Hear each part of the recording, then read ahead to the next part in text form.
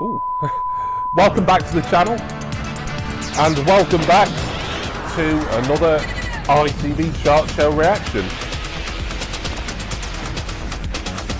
Glad you could join me for this one. The original date of transmission is, according to my research, Saturday the 10th of April 1993. What have we got coming up? World Party. You'll like this one, apparently. That remains to be seen. Aerosmith also coming up.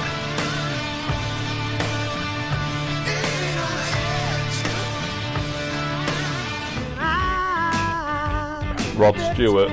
Oh well. Oh yeah, have a shotgun wedding, 'cause your father's got the gun, and there ain't no place to run. Shotgun wedding. Somewhere, isn't it? Yeah. Different layout for a chart show reaction than for a Top of the Pops one, as you know. Right, the chart breaker. And it is World Party. Is It Like Today? A new entry at number 25, although I would take any chart positions you see throughout the course of this broadcast with a pinch of salt. And I've explained about that before, I'm not going to get into it again. Oh, now, World Party.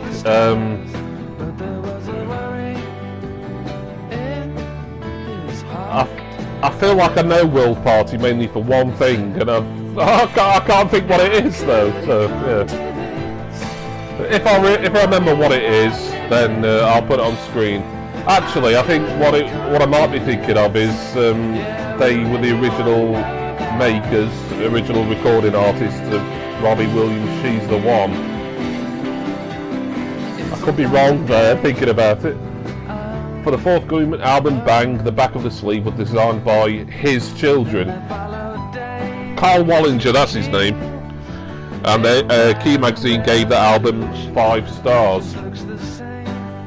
Sounds impressive, but apparently Key Magazine gave Oasis's Be Here Now 5 stars before even listening to it. So, yeah. I told you shouldn't trust the British press. You can't trust the media. Although I like Be Here Now, so...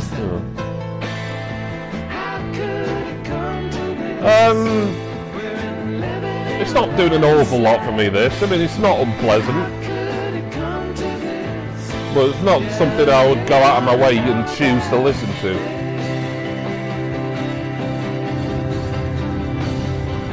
Another chart breaker now. Oh, blimey. Speaking of artists I wouldn't go out my way to listen to, I wouldn't pick my nose to listen to Rod Stewart. Shotgun Wedding, with a very sepia tinted video. Obviously this is meant to resemble some sort of, I don't know, old-timey hillbilly movie or something in it. Yeah. I know a lot of people like him, and yeah, he's had a long career and he was in the Faces and everything, but I've just never really got on board with Rod Stewart. There's worse artists, obviously, but just never been for me, really. But I will say, and it's probably mainly because of the bagpipes, the bagpipe section, I do quite like Rhythm of My Heart, that was it, you know, the one from, was that late 80s, was it? Before this. There again, this is the third song in a row that I don't recall ever hearing before. I may have seen this episode of the chart show when it was originally on. I might not, I honestly couldn't say, given it was over 3 decades ago. The video's quite fun, I'll give it that. Apart from the bits where Rod Stewart is doing like some sort of weird sort of solo line dance almost. Some man's gonna make an honest woman of my daughter, so it might as well be you. Oh, daddy may be poor, but he owns a 44. I don't know if it's the quality of the recording, but his vocals seem very sort of low down in the mix compared to the actual music. The instrumentation is a cover version of something by Roy C, apparently. And it's got a secret ambition of his, excuse me, to appear in a western.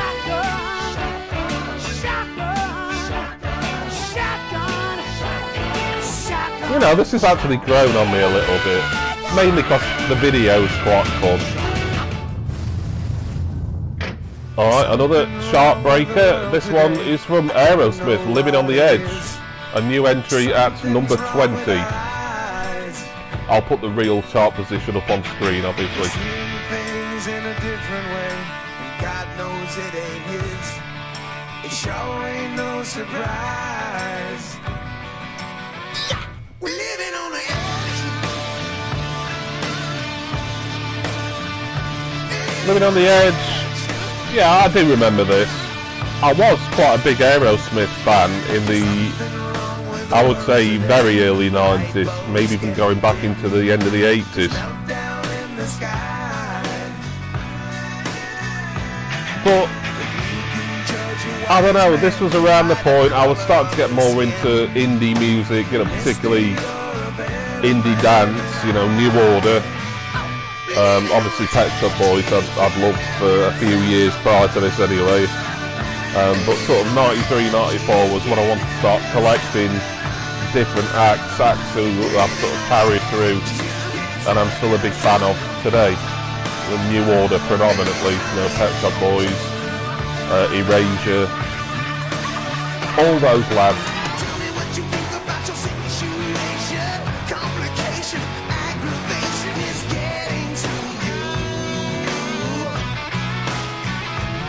This isn't a bad song. You know, I think for me, Aerosmith peaked with Pump. Some might say they peaked with Permanent Vacation. There might even be others who reckon they were good in the 70s and not a lot else. But certainly sales-wise, I think they peaked around Pump. This would have been from Get a Grip, I think. I will correct myself on screen if I've got the name of the album wrong there, but I'm pretty certain it's Get a Grip, which I never had. I had Permanent Vacation and Pump on cassette, which I now have on vinyl. And weirdly, although they were my favourite band for a little while in the 90s, they were the only two Aerosmith albums I ever owned. I think I threatened to get Big Ones, their compilation album from maybe a year or two after this, and I never got round to it. Just like I say, I was getting more into other stuff and Britpop had come along, etc. So yeah, I'd say this is probably the best thing that's been on so far for me. But whether it's one of Aerosmith's true greatest tracks, I don't know. I think it's a bit of a grower really, more than anything.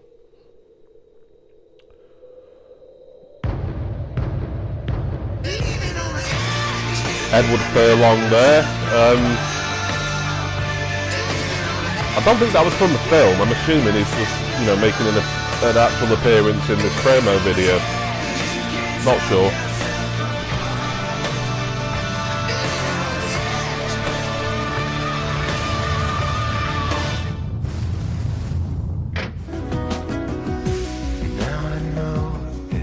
The Beloved, another chart breaker. You've Got Me Thinking.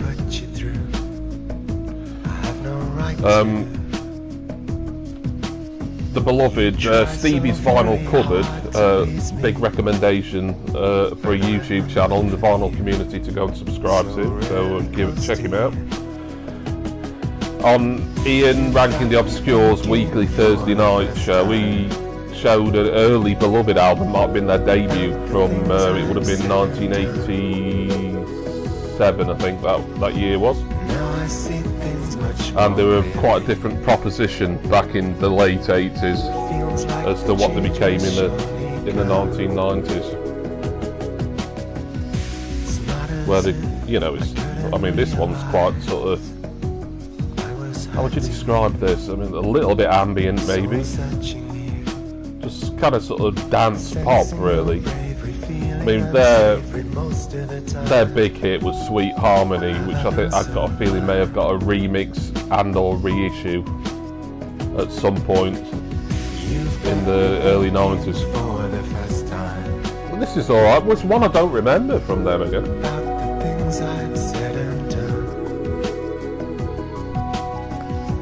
Now I see things much more clearly. Feels like the change I like the video, I like the song. Nothing's absolutely blown me out the water yet in this edition, but I think this has just edged above Aerosmith as to my favourite thing on the programme so far. The beloved bumped into Clint Eastwood while shooting this. Written and produced by John Marsh and his partner Helena.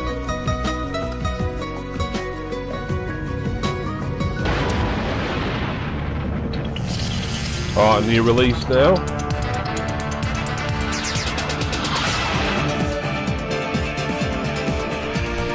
Jimmy Shelter, Jimmy Somerville and the Voice of the Beehive.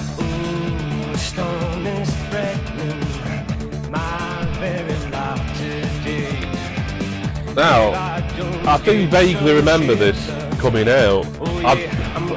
This is probably literally the first time I've heard it in over 30 years.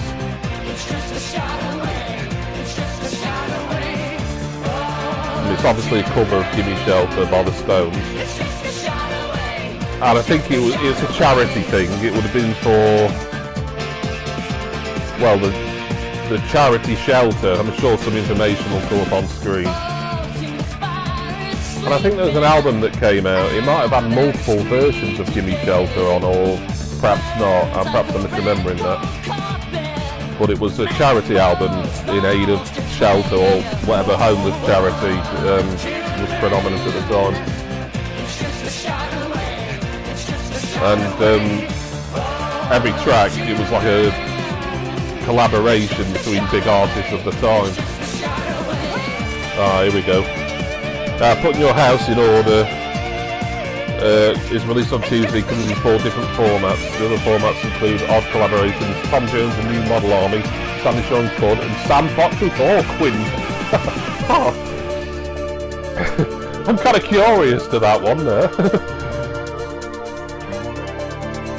So Put Your House in Order was quite a clunky name for a charity. Perhaps that's what became Shelter eventually. I don't know. I like this. You know, I like some Jimmy Somerville, not all of his stuff, but a fair bit. And Voice of the Beehive, they were pretty good back in the day. They were they were technically a Madness spin-off, weren't they? Voice of the Beehive, I think. A couple of people who were in Madness formed Voice of the Beehive.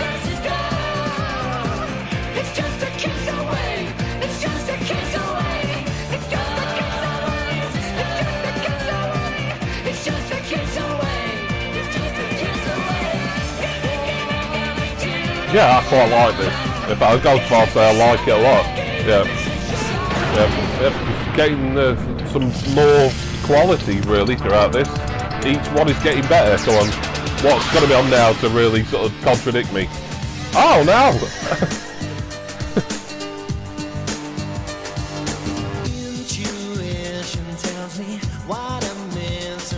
You know what? I like this. It was very, very overplayed. Now then, this is from April '93. Now I know this did get reissued. I'm thinking this actually got reissued in '94 because it seemed to get stuck behind, I think, Wet Wet Wet's Love Is All Around, and just couldn't get to number 1.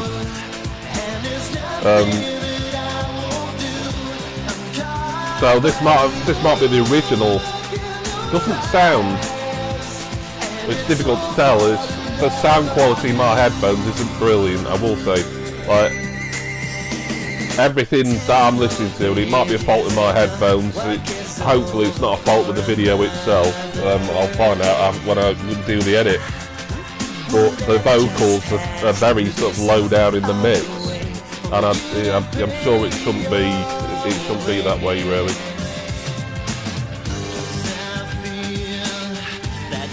But I don't know if this was remixed for when it got reissued in '94.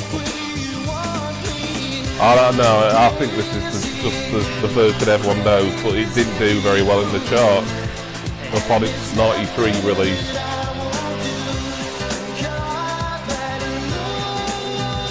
Yeah, but Let Loose, Grateful for You, it was kind of ubiquitous for a while in '94.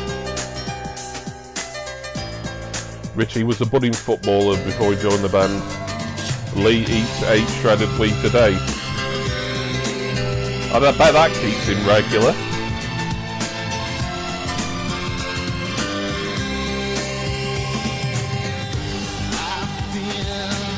Yeah, enjoying this edition so far. Hope you are as well. Let me know in the comments what you've liked and disliked about this edition of the Chart Show.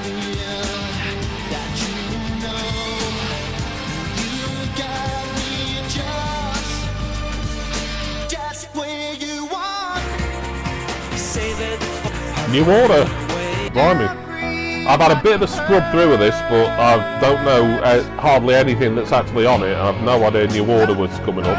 Maybe that'll be cut, knowing my luck. My favourite band, who I rarely get to react to on anything. But part 2 begins.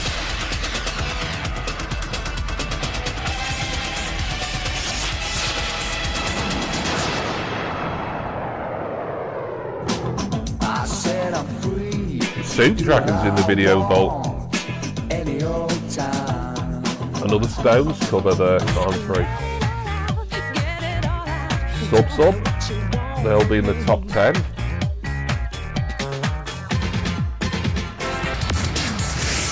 Alright, that looked like a corpse. I bet it was New Order as well. But we have got the indie charts, or the indie singles top 10. And a non-mover at number 10 is the almighty Depeche Mode, I Feel You, from Songs of Faith and Devotion. Another non-mover at 9 is Quoth, or Quoth, by Polygon Window.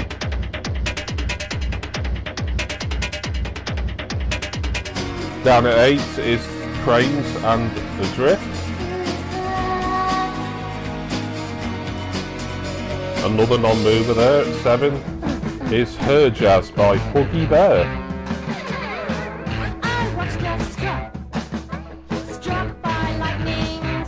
At number 6, Silverfish, Damn Fine Woman.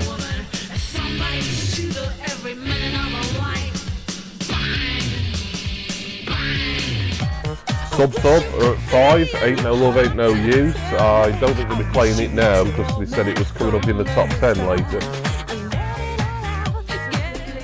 And Back to the Planet at 4 with Teenage Turtles.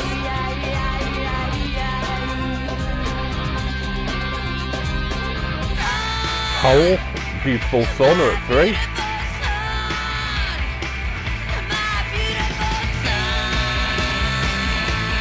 And off the top spot are Suede and the excellent Animal Nitrate. So it looks like we'll only be playing one track from the indie chart here, presumably, and it's going to be Geppetto Remix by Belly.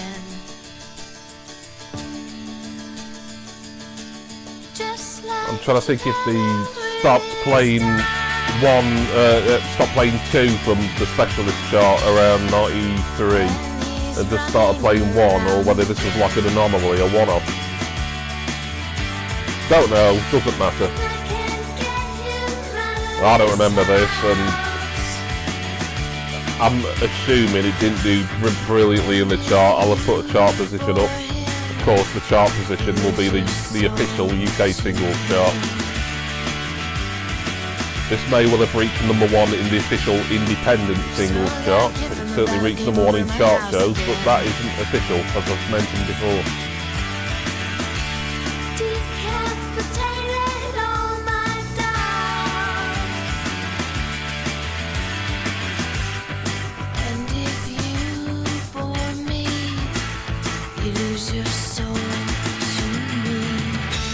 Yeah, this is decent enough.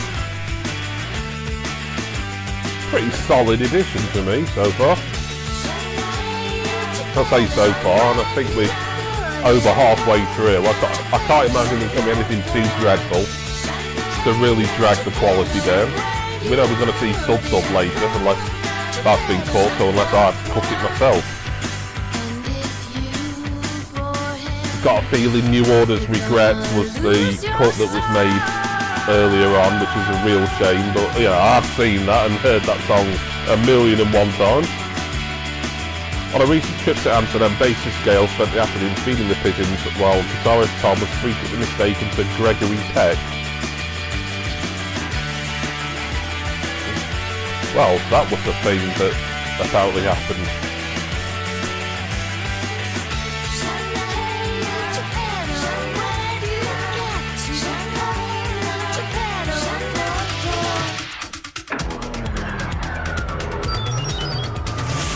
Video vault now, and we're going to have the Sea Dragons, I believe. We do. This was their biggest single. They released something after this called Mother Earth that I think got top 30, maybe top 20, and that was good as well. Very similar, but yeah, proper sort of baggy, maybe faux Manchester effort from Soup Dragons era. Were kind of like a sort of shoegaze indie band of the 80s, really, before they kind of lent into the Manchester sound and aesthetic. Yeah, I always loved this. Great single, this. I think this has got a rag a bit from someone later on. I'm Free reached number 5 in 1990. Mother Universe, I said Mother Earth, didn't I? Yeah. The readers of Rolling Stone have just voted the Soup Dragons as #1 new international band. Well, they're not new, because I've got a compilation album by them which stems from at least 1986, and this is 93. Americans, right? You know, they're a law unto themselves. They just make things up, and then it's fact. Very psychedelic video, obviously. Suits the whole sort of psychedelic baggy vibe. Yeah, so I can't remember the name of this chap, but I will put it on screen if I remember to during the edit.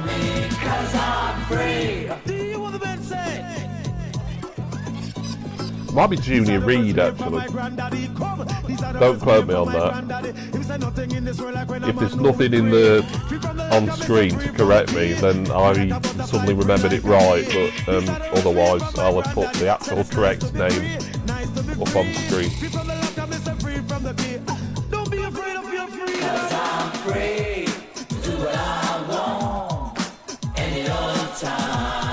Which version do I like best? This one or the Stones? You know, because I remember this from, you know, my childhood, you know, being 10, 11 years old when it originally came out. I'll probably say I lean more towards liking the Soup Dragons cover than the Stones original, which is undoubtedly sacrilege to anyone of a certain vintage, or certainly any Stones fan.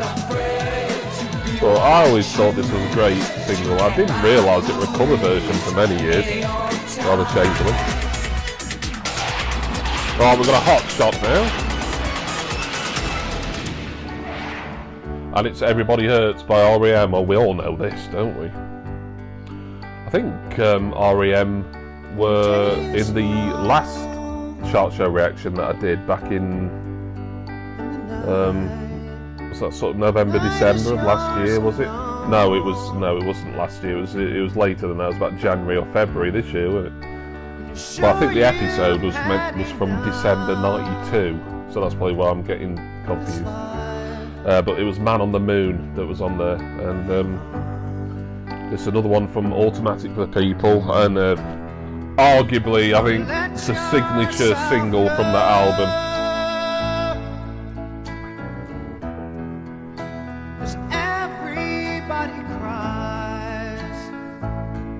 Yeah, this is good. This is very good.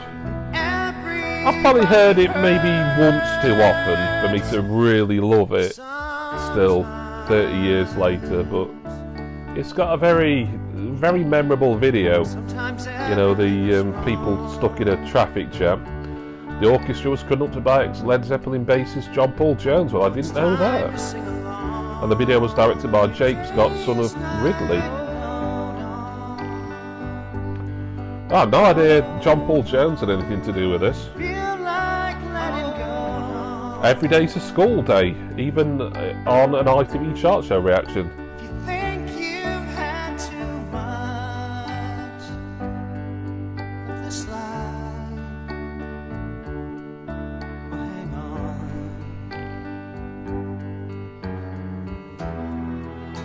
'Cause everybody hurts.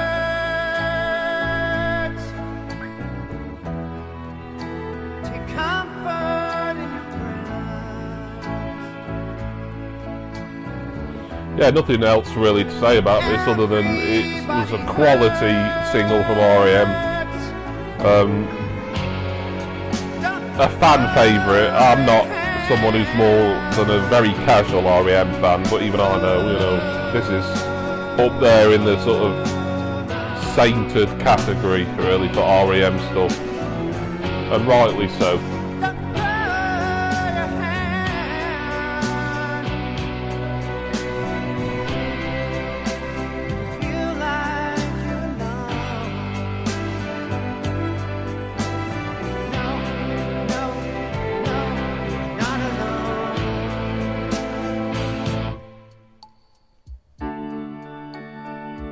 Of course, the famous scene where he's standing on top of cars as all these people wait in this big old traffic jam with the subtitles on screen. So a member of R.E.M. there doing some kind of sunbathing.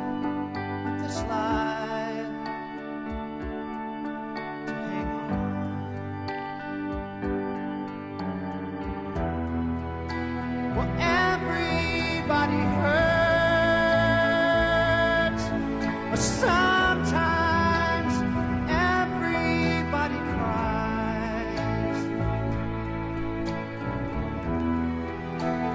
Everybody hurts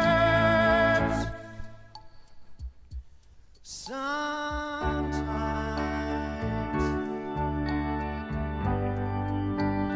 Seems to be playing all this, don't they?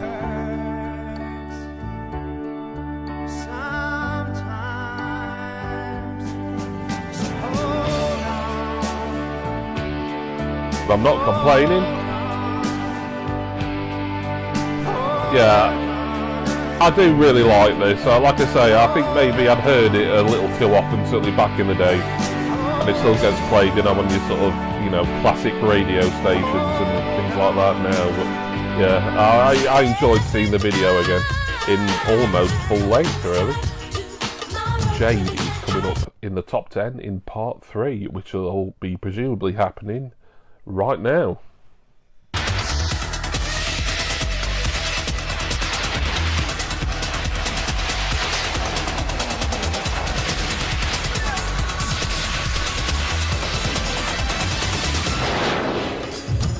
And here is Jade at number 10, Don't Walk Away. I remember this. I'll put the official singles chart position here in the UK on screen, of course, but I'm fairly certain it got top 10 as it did here. I know last chart show reaction U2 was something like number 8 in the chart show chart with Who's Gonna Ride Your Wild Horses with, whereas in reality I don't think that reached higher than about number 14 or something.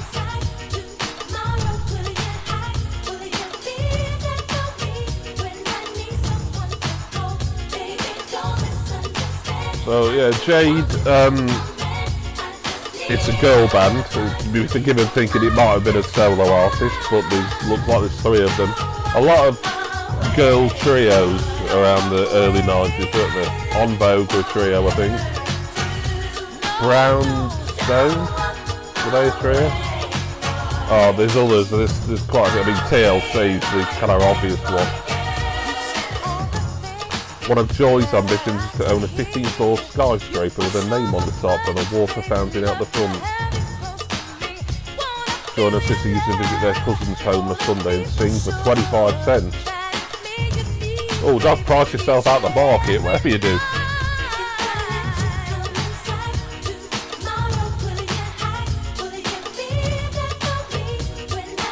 Yeah, I always quite liked this. I never loved it, you know, this sort of music was never my bag really, but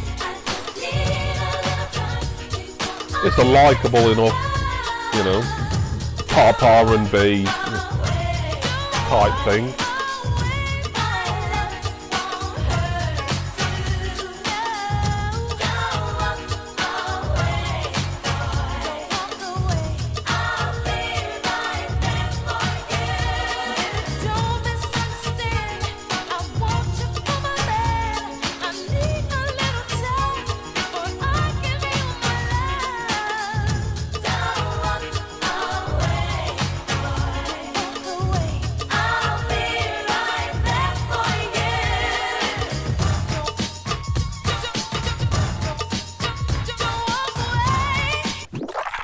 I would go to number 9, and it's down for Madonna with Fever.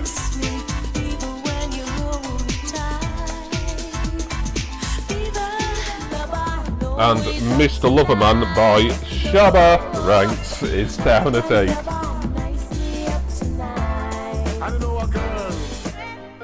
Sybil, When I'm Gonna Ready at 7. I always like this. Ah, and they're playing it as well. Excellent. Been some good stuff on this one, haven't there? R.E.M., Let Loose, Jimmy Somerville and Boys of the Bee I've enjoyed. Beloved was good. Sybil, I've always liked this. This was when Sybil went to the PWL label, and you can kind of hear that sort of very slight Pete Waterman, high energy, sort of crossing over into Euro dance sound to this.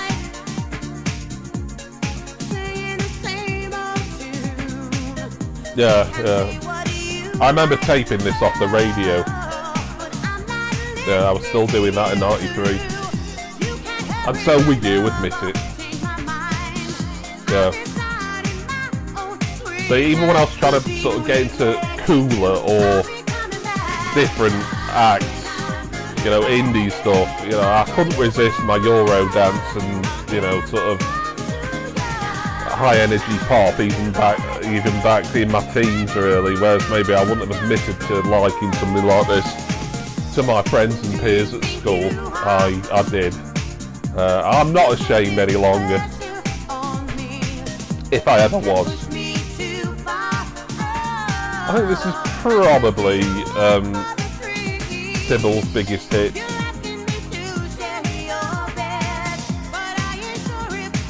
For me, it's the most memorable, certainly, and yeah, The Love I Lost that might have been the one preceding this, featuring West End or something like that, maybe. Well, she had a few top 40 hits in this kind of early 90s period.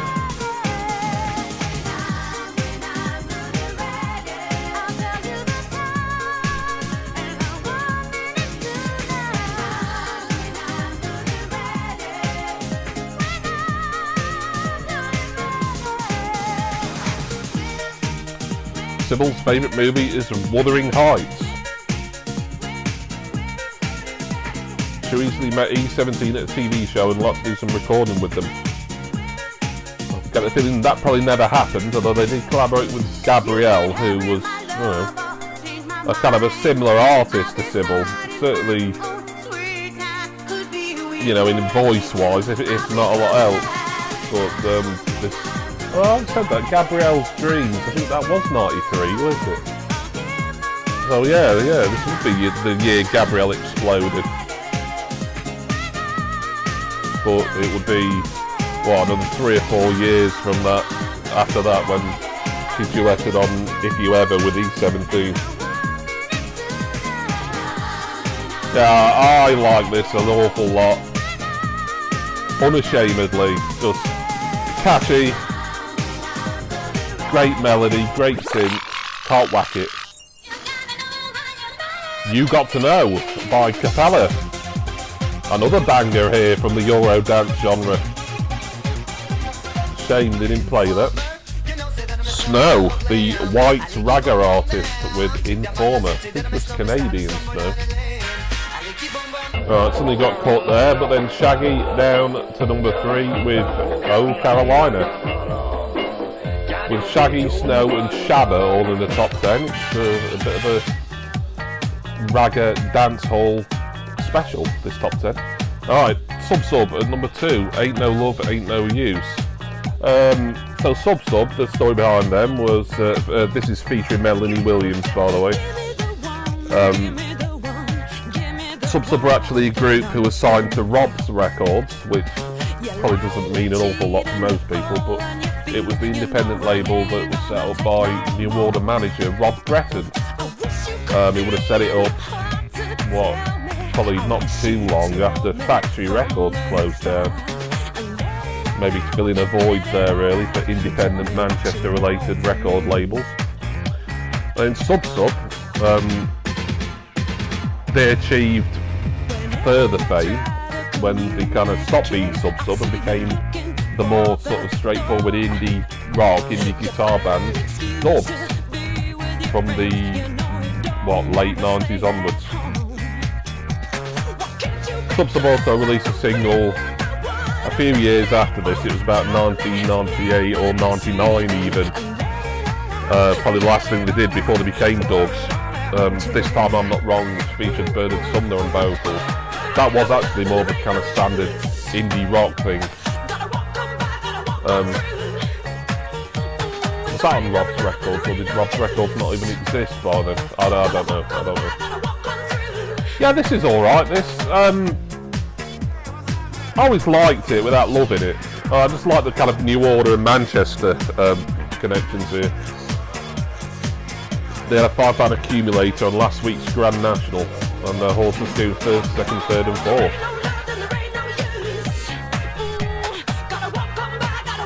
So what is going to be number 1? I actually know what's going to be number 1, so there's catch a little bit of it when I was just seeing whereabouts this episode ended, but I'll act surprised, same as the rest of you.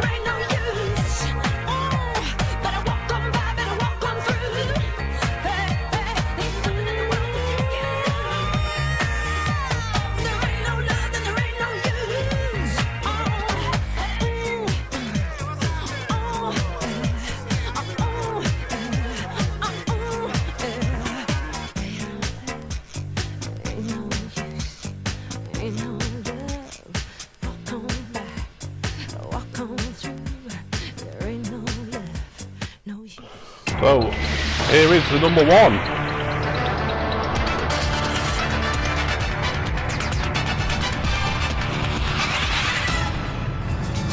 And it is the Bluebells, with the second week at number 1, at least the chart show chart. Young at Heart. I don't think I need to put the official chart positions on screen for this because it was the number 1. So, in the official chart. So it's a reissue. Originally came out, I want to say about 82, 83. You can kind of tell it's like an 80s film video. I'm pretty certain they didn't re-record the video for this. It featured, this song featured, I remember the ad was on loads, every commercial. It was for some car ad, I think. I want to say Renault, but I could be wrong there. Yeah, because it got used in an ad, it got reissued and became a big hit, whereas it didn't do an awful lot. I think it got top 40 originally in the early 80s. Also, interestingly, Bananarama did a version of this on their debut album Deep Sea Skiving. It sounds markedly different. It's a decent version. And I think they, or at least one member of Bananarama wrote it or co-wrote it. I will double check my facts there. But, so it might have been a Bananarama song before the Bluebell, but the Bluebells might have covered it. Their greatest hits has just been released, and they like having their friends in their video. Gary Crowley makes an appearance in the video for Cat. Right, now then, I did say that I'd already seen the end of this, because I wanted just to see where it ended and if I needed to make, any edits or tidy anything up. But this will end pretty soon, so it's time for me to say goodbye now, and thank you all again for watching this with me. please leave your comments about this in the comments section. Special thanks go, as always, to my wonderful subscribers and generous patrons. Please will you join me again next time, whenever that might be, because these kind of come at random, for my next ITV Shark Show reaction. Cheers everyone. See ya!